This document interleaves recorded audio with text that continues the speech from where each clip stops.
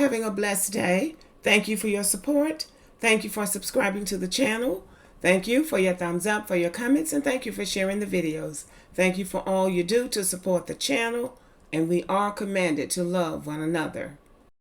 I want you to take a good look at this young man right here, this picture, because this is the face of arrogance.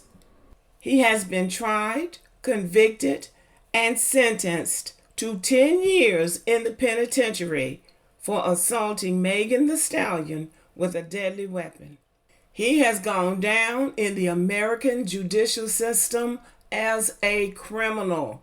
What he is charged and sentenced with doing is a felony. He is on his way to prison. And this is what he had to say. I refuse to apologize. This is what he said after he is sentenced to 10 years in an American penitentiary.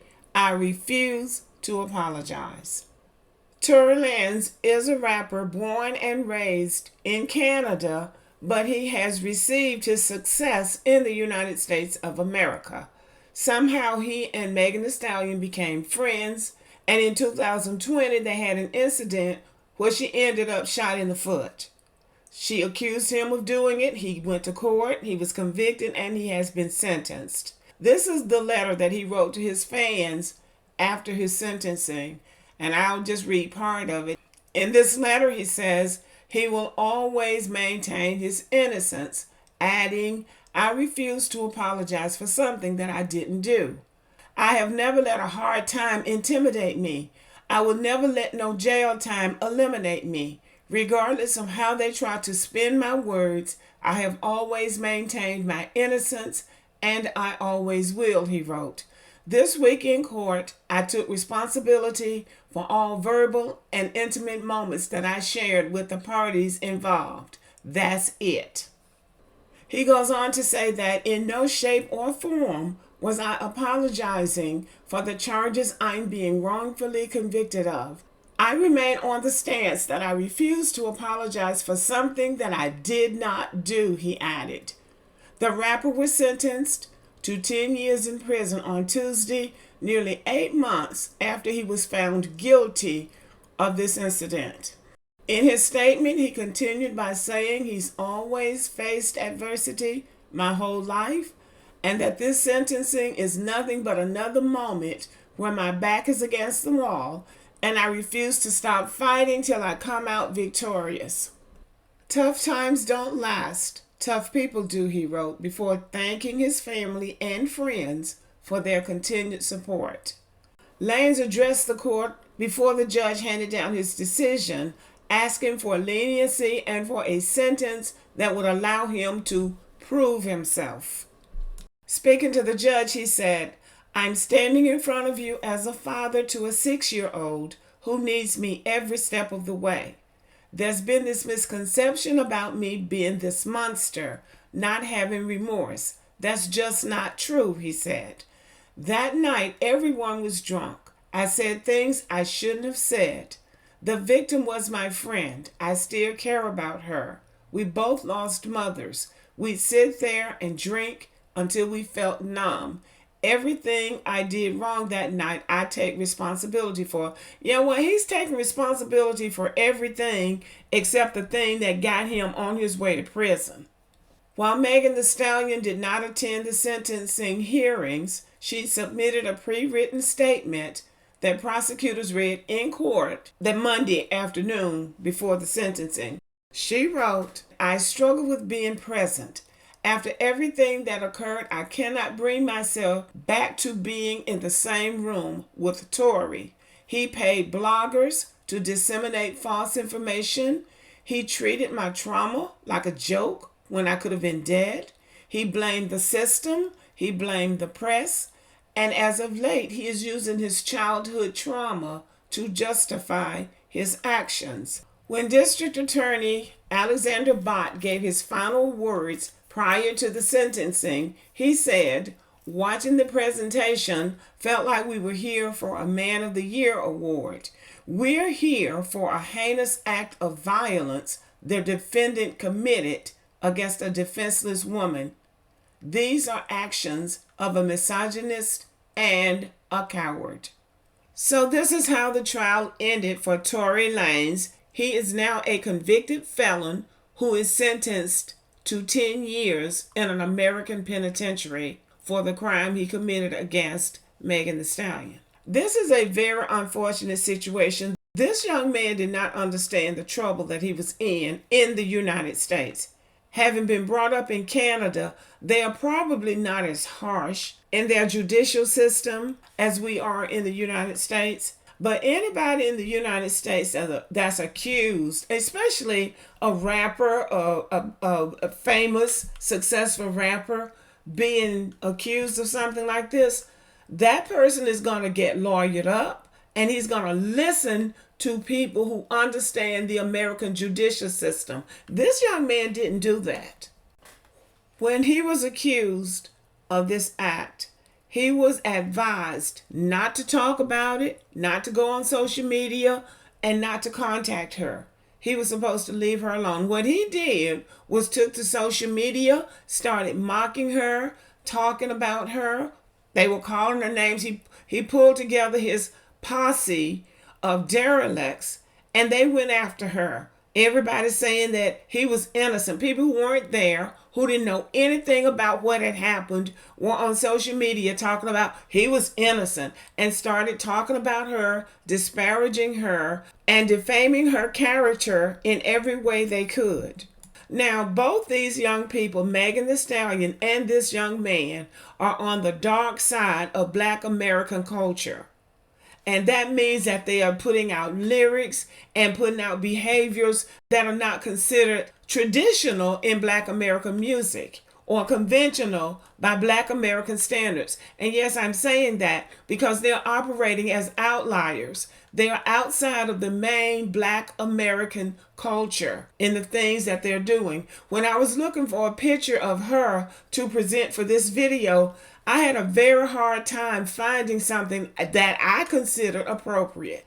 And by that I mean most of these entertainers, when they're serious, they will have an official portrait of themselves that they put out to the public, so that when you Google them or you want to present a picture of them, it will be a picture that's very representative of the best of who they are. In looking for a picture of her, what I saw was pictures of her butt cheeks out.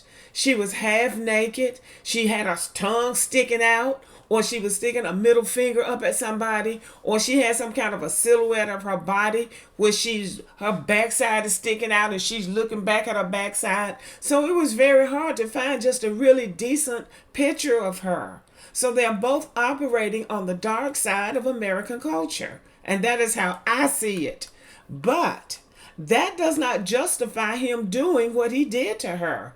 You can't take a deadly weapon and use it against somebody because you think they're a sleazebag, when you both may be sleazebags by somebody else's definition.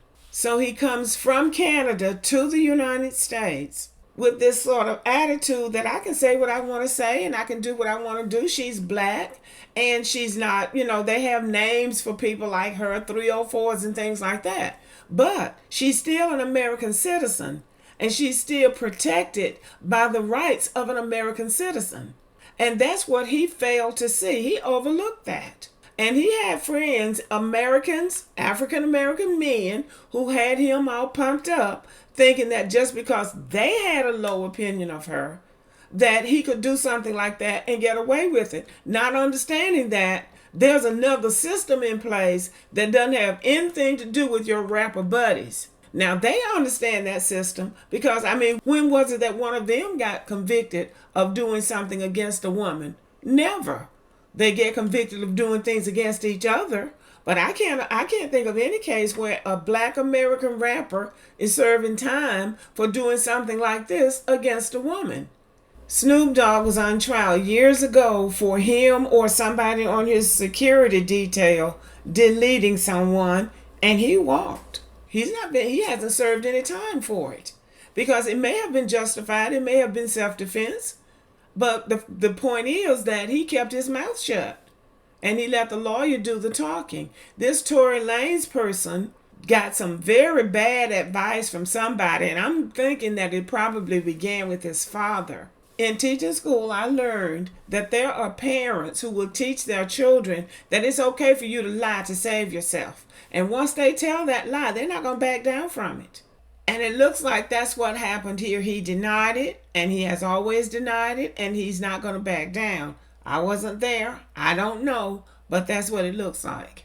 And he was in the car with that woman with another witness. This woman had to go to the hospital for the wound that was inflicted upon her. So there is a hospital report and a police report. But he's going to say he didn't do it. If he was smart, and I'm saying this, if he was smart, number one, he would have listened to the people who told him to keep his mouth shut and stay off social media. And then he could have shown some kind of remorse or contrition.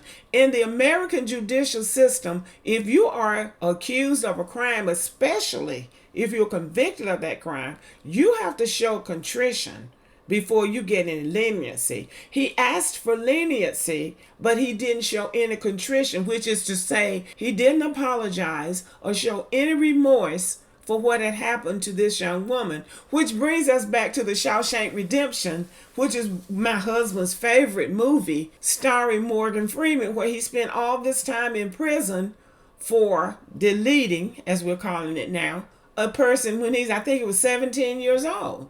And every time he came up for parole, he basically said, well, yeah, I did it. And that was kind of it.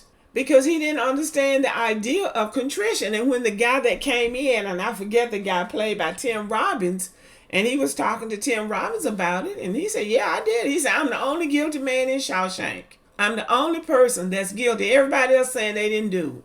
They were all lying, saying they hadn't committed the crimes that they were in there for. But they were going before the parole board showing contrition, and they were getting out on parole, and he wasn't, because he wasn't showing contrition. But in the end, before he received parole, after all those years, he went in and he showed contrition. And he told them that if he could talk to his 17-year-old self, he would tell himself not to do it. That's it in a nutshell. But he showed remorse for what he had done, and that was when he was paroled. This young man, up-and-coming rapper, successful, popular, he's in trouble for doing something very serious against another person, and he's sitting up here saying, I want to apologize.